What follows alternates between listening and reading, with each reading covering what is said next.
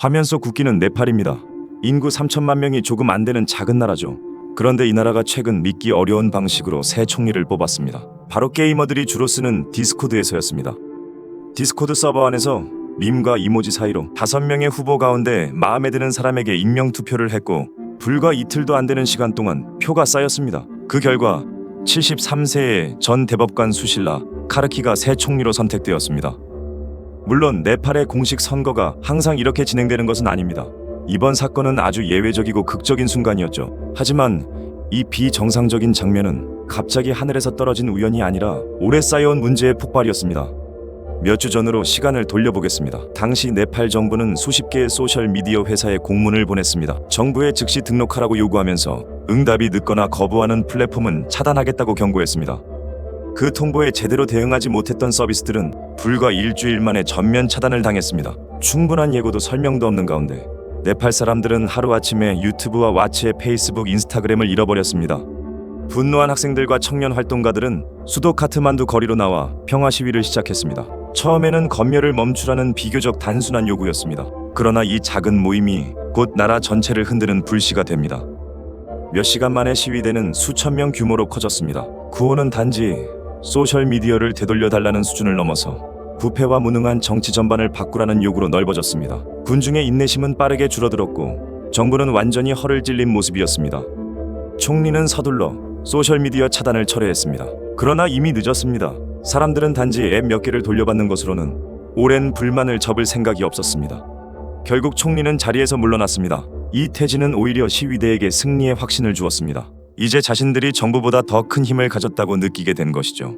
일부 사람들은 이 기회를 틈타 그동안 쌓였던 분노를 거칠게 표출하기 시작했습니다. 며칠 사이 적지 않은 사람들이 목숨을 잃고 막대한 재산 피해가 발생했습니다. 입법부와 사법부, 행정부 건물들까지 불길에 휩싸이며 국가는 사실상 마비 상태에 빠졌습니다. 사태의 심각성을 깨달은 군대가 마침내 중재에 나섰습니다. 군은 시위 지도부에게 새 총리 후보를 제안해달라고 요구했습니다. 이제 나라의 진로가 거리의 시민들에게 넘어간 순간이었습니다. 시위 지도자들은 운동의 정신에 맞게 그 선택을 다시 대중에게 돌려주기로 합니다. 그들이 떠올린 가장 빠르고 간단한 방법은 정부가 막 차단하려 했던 바로 그 플랫폼을 활용하는 것이었습니다. 디스코드 서버에서 온라인 투표가 열렸습니다. 수많은 사람들이 스마트폰과 컴퓨터로 접속해 자신이 원하는 후보에게 이모지와 클릭으로 표를 던졌습니다. 그렇게 네팔은 사실상 디스코드로 새 지도자를 뽑게 되었습니다. 하지만 이 이야기는 디스코드나 인스타그램, 유튜브라는 앱에 대한 얘기가 아닙니다. 근본적으로는 수십 년 동안 해결되지 못한 치명적인 경제 문제에 대한 이야기입니다. 그리고 그 문제가 어떻게 정치적 폭발로 이어졌는지를 보여줍니다. 먼저 네팔의 지리적 조건부터 살펴보겠습니다. 지도를 펼쳐보면 네팔이 어떤 어려움을 안고 있는지 금세 드러납니다. 중앙아시아 이웃 나라들처럼 석유를 가진 것도 아니고 방글라데시처럼 바다로 나가는 출구도 없습니다. 인도처럼 평평한 지형이 아니라서 도로와 철도를 놓는 일만으로도 막대한 비용이 듭니다. 티베트처럼 거대한 중앙정부의 지원을 받는 것도 아닙니다. 산악 지형은 관광에는 매력적이지만 대규모 산업을 키우기에는 여러모로 불리합니다. 물론 네팔에는 세계 최고봉 에베레스트가 있습니다. 전 세계의 모험가들이 찾아오는 상징적인 산이죠. 그러나 만약 누구나 쉽게 오를 수 있는 산이었다면 지금처럼 큰 돈을 쓰며 찾아오는 사람은 훨씬 적었을 것입니다. 그럼에도 네팔에는 다른 나라보다 유난히 풍부한 자원이 하나 있습니다. 바로 사람입니다. 국토 면적은 부탄보다 4배 정도 크지만 인구는 무려 30배 이상 많습니다. 게다가 그 인구 구조가 매우 젊습니다. 네팔의 평균 연령은 약 27세입니다. 국민의 60%가 30살 이하일 정도로 젊은 나라입니다. 빠르게 성장하는 경제가 필요로 하는 에너지와 노동력이 충분히 있는 셈입니다. 그러나 문제는 이 젊은 인구가 어디에서 어떤 일을 하며 살아가느냐입니다. 석유를 캘 수 있는 것도 아니고 값싼 의류를 대량 생산하는 공업 기반도 부족합니다. 그래서 네팔이 택한 길은 이 젊은 인력을 해외로 내보내는 것이었습니다. 여성들은 주로 인도로 향합니다. 그곳에서 가사 도우미나 보모 요리사로 일하는 경우가 많습니다. 남성들은 한국, 카타르, 사우디아라비아 같은 나라로 가서 건설 노동자, 운전기사, 경비원, 전기 기술자로 일합니다. 고령화가 빠르게 진행되는 한국 같은 국가는 언제나 일손이 부족합니다. 중동의 부유한 산유국들은 화려한 초대형 건설 프로젝트를 끊임없이 추진합니다. 이런 나라들에서 네팔 노동자는 값싸고 성실한 인력으로 받아들여집니다. 해외에 나간 노동자가 받는 월급은 대략 미화 $340 정도로 알려져 있습니다. 세계 기준으로 보면 큰 돈은 아니지만 1인당 연간 GDP가 1,400달러 남짓인 네팔에서는 국내에서 일할 때보다 거의 3배에 가까운 소득입니다. 게다가 많은 해외 고용주가 숙소와 식사를 함께 제공합니다. 덕분에 노동자들은 생활비를 거의 쓰지 않고 번 돈의 대부분을 모을 수 있습니다. 그리고 그 돈 대부분은 매달 고향에 있는 가족에게 보내집니다. 이렇게 해외에서 가족에게 보내는 돈을 경제학에서는 송금이라고 부릅니다. 네팔 가정에게 이 송금은 정말로 삶을 바꿔놓는 돈이었습니다. 절대 빈곤에서 벗어날 수 있는 결정적인 계기가 된 것이죠. 1980년대만 해도 하루 3달러도 벌지 못하는 극빈층이 인구의 80%가 넘었습니다. 하지만 수십 년 동안 송금이 꾸준히 늘어난 결과 오늘날 그런 극빈층의 비율은 2% 수준까지 떨어졌습니다. 세계은행은 이 속도를 동급 국가 중 전례 없는 수준이라고 평가했습니다. 그러나 이 눈부신 변화에는 큰 함정이 숨어 있습니다. 개별 가정의 입장에서 보면 송금은 자녀를 학교에 보내고 배고픔을 피하게 해주는 생명의 돈입니다. 하지만 국가 전체의 관점에서 보면 완전히 다른 그림이 보입니다. 지금 네팔에서 해외 취업은 어디까지나 보조적인 선택지가 아닙니다. 사실상 대부분의 젊은이에게 가장 현실적인 기본 경로가 되어버렸습니다. 운이 아주 좋은 소수를 제외하면 언젠가는 외국에 나갈 거라는 생각을 자연스럽게 하게 됩니다. 매일 약 2,000명의 네팔인이 새로운 해외 일자리를 찾아 고향을 떠난다고 합니다.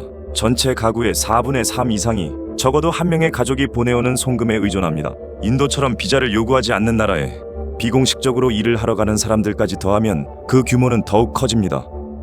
이렇게 흘러들어오는 돈을 모두 합하면 어떤 추정에서는 네팔 국내 총생산의 3분의 2에 달한다는 이야기까지 나옵니다. 인도 역시 송금이 많지만 거기서는 GDP의 몇 퍼센트 수준에 불과합니다. 네팔은 전혀 다른 차원의 의존 상태에 있는 것입니다. 외국의 원조나 기업들의 직접 투자를 전부 더해도 송금의 규모에는 한참 미치지 못합니다. 나라 경제를 움직이는 연료 대부분이 해외 노동자의 월급에서 나오는 구조입니다.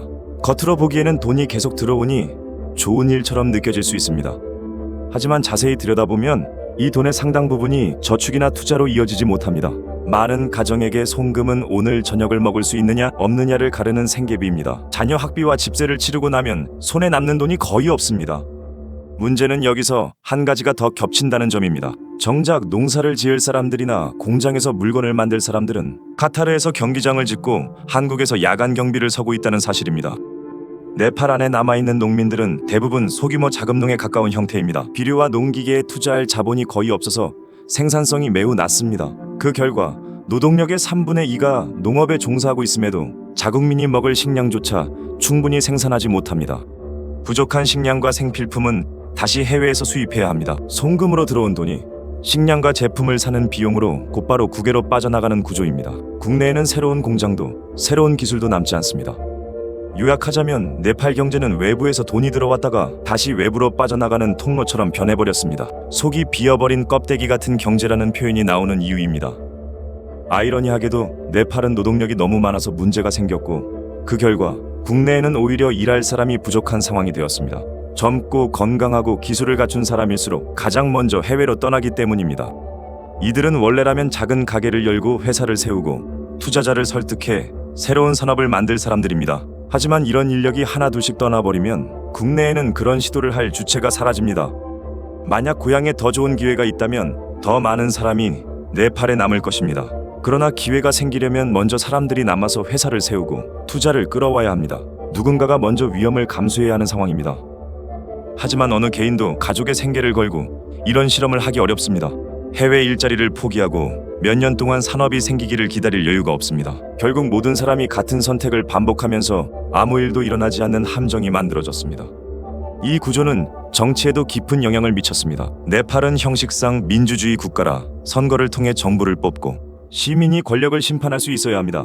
그러나 실업이 늘어날 때마다 정부는 문제의 뿌리를 해결하는 대신 해외 취업으로 압력을 빼왔습니다. 송금은 정부 입장에서 보면 너무나 편리한 정책 수단입니다.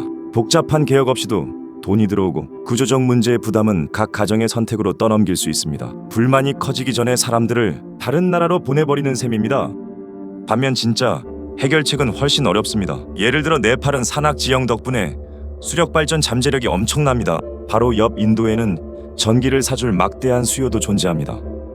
하지만 대형댐을 짓고 송전망을 구축하는 일은 수십 년을 내다보는 장기 계획이 필요합니다. 막대한 자본과 기술이 들어가고 부패를 통제할 투명한 제도도 갖춰야 합니다. 어느 정부든 당장 눈에 보이는 인기를 포기하면서 이런 일을 추진하기는 쉽지 않습니다. 지난 20여 년 동안 네팔의 거의 모든 정부는 이 두 길 중 늘 쉬운 쪽을 택해왔습니다.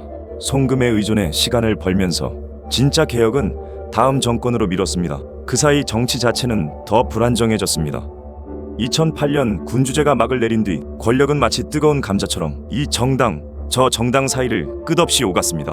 13개가 넘는 정부가 차례로 들어섰지만 제대로 임기를 채운 곳은 한 번도 없었습니다. 새로 들어서는 정권들은 국고를 마치 개인용 현금 인출기처럼 쓰고 각종 이권을 나눠 가진 뒤 위기가 오면 책임을 떠넘기고 물러났습니다. 나라는 자동 조종 모드에 맡겨둔 채 정치인들은 뇌물과 특권을 챙기는 데 더 바빴습니다. 그 대가는 결국 국민이 치렀습니다. 해외 노동은 단순히 힘든 일을 한다는 뜻을 넘어서 장시간 노동과 위험한 작업 환경을 의미합니다. 일부 노동자들은 여권을 빼앗기기도 하고 자유롭게 이동할 권리조차 제한당합니다. 설령 그 정도까지는 아니더라도 수년 동안 가족과 떨어져 지내야 한다는 사실 자체가 엄청난 정신적 부담입니다. 부모가 떠난 사이 아이들은 혼자 자라야 하고 부부관계 역시 멀어지기 쉽습니다. 반면 국내에 남은 소수의 특권층은 화려한 소비 생활을 과시했습니다. 어떤 정치인의 아들은 나라를 위한다는 명분으로 에베레스트 등반에 막대한 공공자금을 지원받았습니다. 또 다른 권력층 자제는 명품 브랜드 상자들로 만든 크리스마스 트리 옆에서 환하게 웃으며 사진을 찍어 올렸습니다. 1인당 소득이 $1,400 남짓인 나라에서 이런 장면은 많은 사람에게 모욕에 가까운 분노를 안겨주었습니다. 네팔 사회는 이렇게 오랫동안 불만을 참아온 압력솥과 같았습니다. 눈에 보이는 폭발은 없었지만 안쪽에서는 증기가 계속 쌓이고 있었습니다. 그런 가운데 내려진 소셜미디어 차단 조치는 마침내 이 압력솥의 뚜껑을 날려버린 불꽃이 되었습니다. 사람들에게 유튜브와 인스타그램은 단순한 오락앱만이 아니었습니다. 해외에서 일하는 가족과 연락을 주고받는 창이었고 멀리 떨어져 있는 연인의 안부를 확인하는 통로였습니다. 정부가 일방적으로 이런 도구를 빼앗아가자 많은 네팔 사람들은 자신의 삶과 가족의 사연이 완전히 무시당했다는 느낌을 받았습니다. 이것이 단순히 젊은 세대의 SNS 중독 문제가 아니었던 이유입니다. 결국 이번 디스코드 혁명은 앱 몇 개가 차단되었다는 사실 때문이 아니라 수십 년 동안 구조 문제를 외면해온 정부에 대한 누적된 분노가 폭발한 사건이었습니다. 해외로 떠밀린 노동자들, 남겨진 가족들의 불안과 외로움, 이를 당연한 전제로 삼아버린 정책, 이 모든 것이 겹쳐 만들어낸 필연적인 결과였습니다. 네팔의 이야기는 한 나라가 해외 송금에 과도하게 의존할 때 어떤 경제적 정치적 대가를 치르게 되는지 매우 선명하게 보여줍니다. 개개인에게는 삶을 구해주는 돈이 국가 차원에서는 산업을 비우고 정치 개혁의 동기를 약화시키는 독이 될 수도 있다는 점, 이것이 네팔이 겪고 있는 가장 큰 비극 중 하나입니다. 동시에 이번 사건은 젊은 세대가 더 이상 원래 네팔은 가난한 나라니까 어쩔 수 없다는 말을 그대로 받아들이지 않겠다는 선언이기도 합니다. 부당한 구조에 맞서 스스로 목소리를 내기 시작했다는 신호입니다. 디스코드로 총리를 뽑은 일은 아마 다시는 반복되지 않을 매우 극단적인 장면일 수 있습니다. 그러나 그 과정에서 드러난 질문들, 즉 어떻게 하면 해외에 나가지 않고도 고향에서 품위를 지키며 살아갈 수 있을지에 대한 고민은 앞으로도 네팔 사회가 계속 마주해야 할 과제입니다. 이 이야기를 통해 우리는 한 나라의 지리와 자원만으로 미래가 결정되는 것이 아니라는 사실을 다시 확인하게 됩니다. 결국 중요한 것은 그 나라가 어떤 선택을 하고 그 선택의 결과를 어떻게 책임지느냐입니다. 네팔이 앞으로 송금 의존에서 벗어나 젊은 세대가 고향에서 꿈을 펼칠 수 있는 나라로 변할 수 있을지 그 답은 아직 누구도 장담할 수 없습니다. 하지만 이번 디스코드 혁명은 그 변화를 요구하는 국민들의 목소리가 이미 시작되었다는 신호라는 점만은 분명해 보입니다.